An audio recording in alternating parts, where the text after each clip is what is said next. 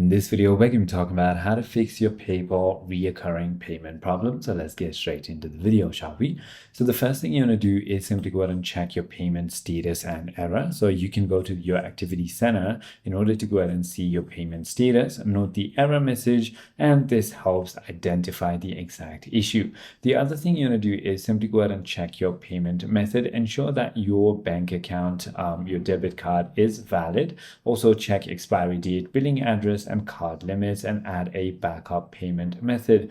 Now, the other thing you want to do is simply go ahead and check your balance or funding source. You want to make sure that you have sufficient balance in your PayPal account or linked bank.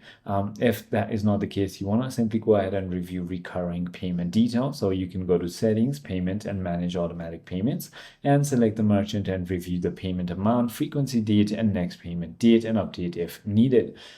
If that is not working, then if the payment keeps failing, cancel the recurring payment, then set it up again with the correct payment method. If none of it works, simply go to paypal.com/us/smart help. I hope this video clarifies everything for you. If you have further more queries, feel free to comment down below, and I'll see you on the next one.